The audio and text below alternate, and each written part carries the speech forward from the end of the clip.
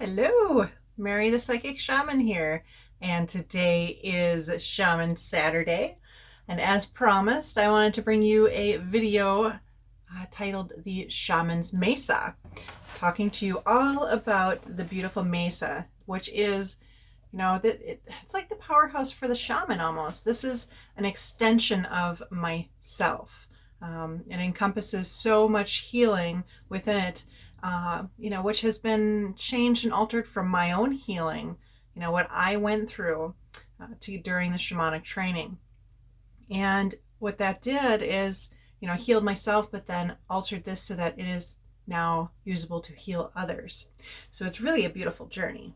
So, when I went through shamanic training, I did purchase the Mastana, which is this beautiful covering, which encompasses everything, wraps everything up. I purchased it from my teacher, Amy.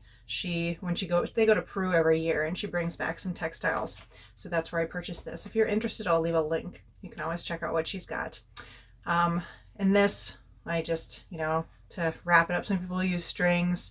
This was a bracelet I actually ordered off of Amazon because it looked really cool. One of those ads that looks neat. And I got it, and it just didn't work on my wrist. But I knew it would be perfect for this. So that is that.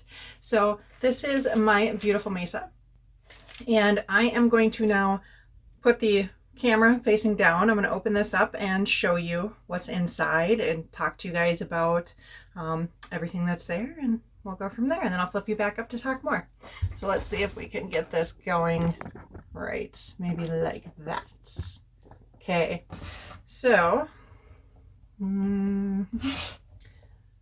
So this is my baby. I mean, I actually sleep with this under my pillow. Depends on who you ask. Some shamans will say that you shouldn't do that. Some will say it's a way to connect in. And I do. And there is a specific way to fold it as well, which is really beautiful. Let's see. This is my Muki stone. This is one of my kuyas. I use this a lot. It's just a beautiful stone. It's one that at the end of my training, the end of the East direction, my teacher Amy gave to me, and she said I could manifest anything. And I also use it when I'm tracking. I hold this out for Muki to help me, which is beautiful. So the inside, a lot of people don't have these inner little guys. I do. Another textile from Peru. And so these are all my kuyas, and they all like being in a specific spot. So when I have them open, when I open this up, like when I'm doing a healing session, I will have this all open. This is my little lion. And what I will do is I will have my clients pick a stone, pick whichever stone they're called to. And that is what I use for healing. So these are all kuyas, and it depends on, what you're called to do. How many? 1, 2, 3, 4, 5, 6, 7, 8, 9, 10, 11, 12, 13. I have 13.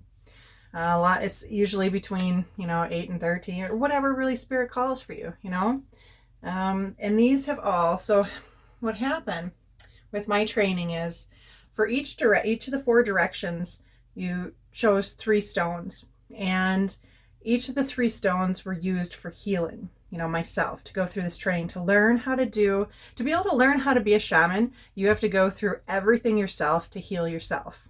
So all of these stones are very beautiful and precious to me. They've been through a lot, but honestly, I don't remember what goes with what. The only one I remember is this, and this is because this was me dealing with grieving my brother's death, which happened a long time ago in '98. So I understand why this one I will remember, but now its purpose is unity and to bring spirit together, and it's very beautiful.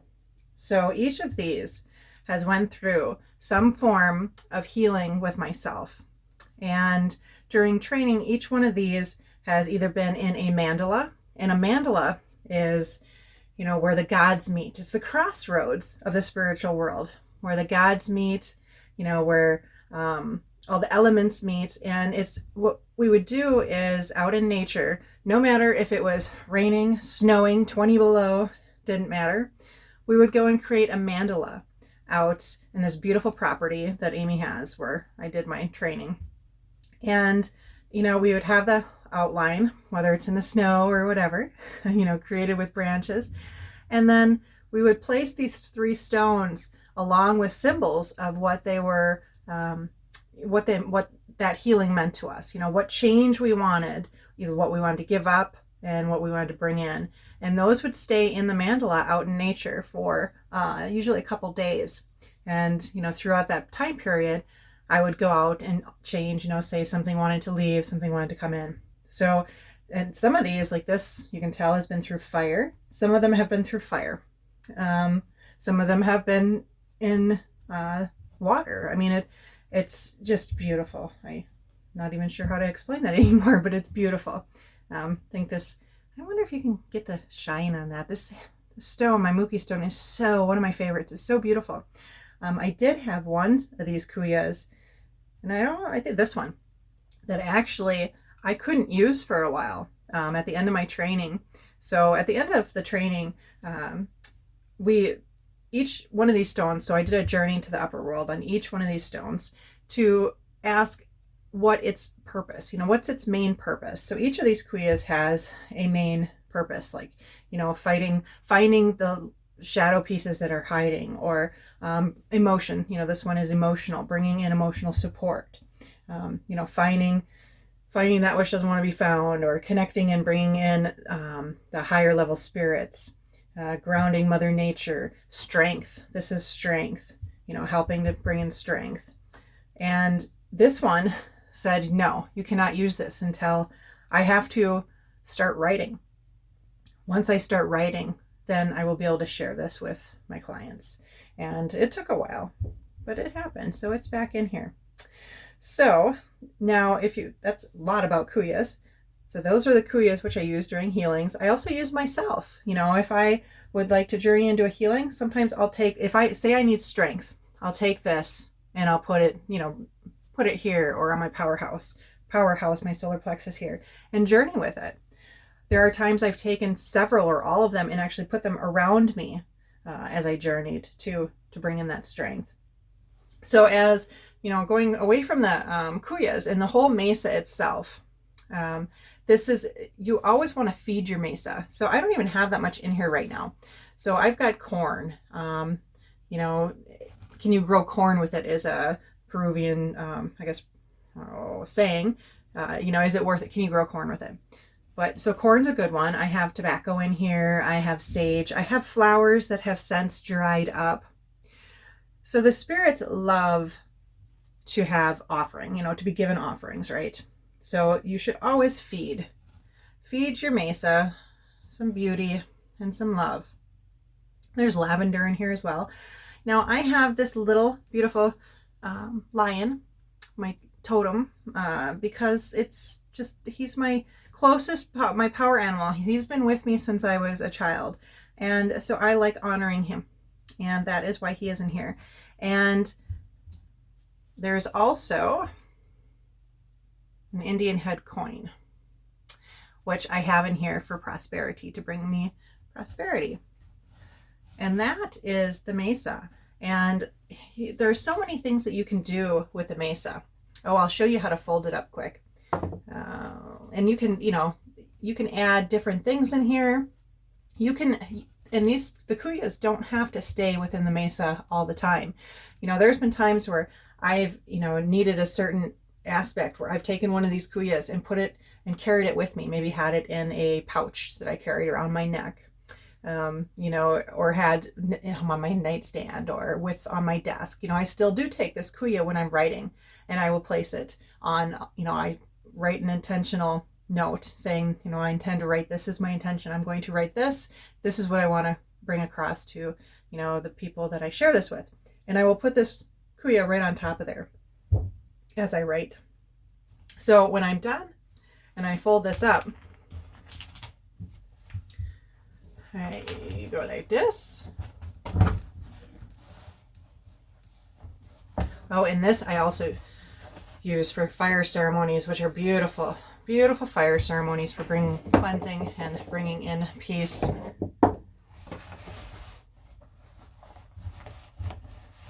And that just gets folded like that.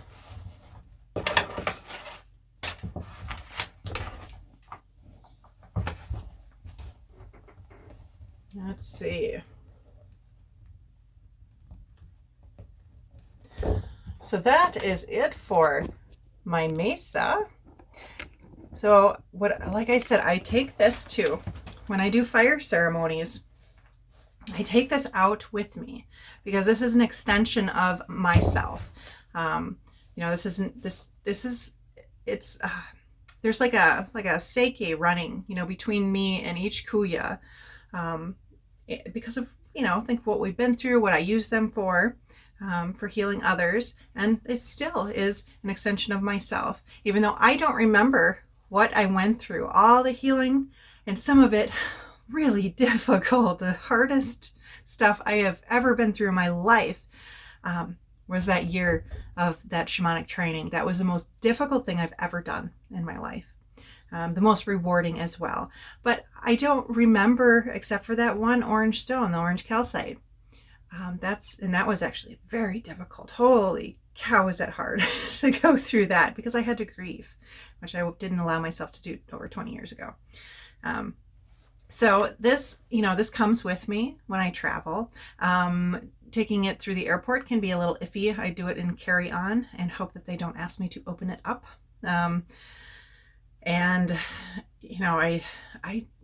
This, just like I said, is an extension of myself. It is something that, I notice if I'm having a hard time, I'll wake up in the middle of the night and I'm like holding this, like, as if a child holding a teddy bear. It's really sweet. But yes, and for fire ceremonies, I do take this. I pull in whatever I'm looking for. So if I release, but I also pull in the love. And if you're looking for pulling in anything specific, if you're looking for pulling in anything from the north, for hummingbird, the sweetness in life kind of thing, you can do that as well using your Mesa. There's all kinds of things. You can meditate with this. You can really, say you really want to pull in, the hummingbird. You can really encapsulate and pull that into yourself, into your soul, and bring that energy in. So you can use this. I use this when I do rituals. This is always with me. So that, guys, is the Shaman's Mesa. And I'm sure I forgot quite a bit of things I could tell you about this. So if you have any questions, start a conversation. Let me know. I would be happy to talk to you about my Mesa or anything in particular regarding Shaman's Mesas. Now, some are different. There are some Mesas that are small and you can actually wear on, your body more easily, because this I can't exactly put a chain on and wear.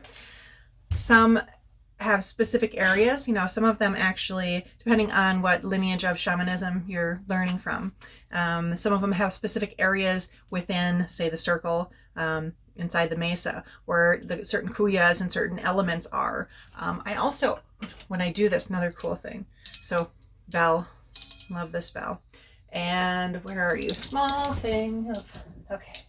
And my small rattle. When I travel, I take this, here's Florida water, stick it in there, stick the bell in here, and then I have a small rattle that I also stick right in there.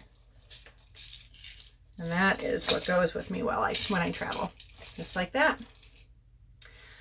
And I was saying something else and now I can't remember. So if you have anything else, any questions, oh yes, for different lineages, I swear, I think it's the Moldavite. I'm all over the place. If you guys have ever worn Moldavite, sometimes it's a little chaotic. So for different lineages, there are different areas and different elements of what they put in. So it might not only be just kuyas. There's different things that, like maybe a pine cone has been used for some healing. That could go in as well. Or, like the lion I have, maybe that is symbolic of something else, a different healing. So kuyas are the main for what I'm aware of. But I know I have seen before that there's different, like a lot of the different lineages will use where you have to have them in a certain spot, and I'm trying to think if there's anything else for you. I don't think so. So that is the Shaman's Mesa. So again, if you have any questions, let me know. Put something in the comments, and happy Saturday. I am off now. We went out and got a new fire pit because once the snow melted, ours was trashed. So we are going to have a fire because it's over 40 degrees. Woohoo! Over freezing for the next 2 days. So I am off to enjoy the beautiful weather and have a fire. And I'm hoping Monday I will be able to go and have a fire ceremony outside. So love you guys. See you later.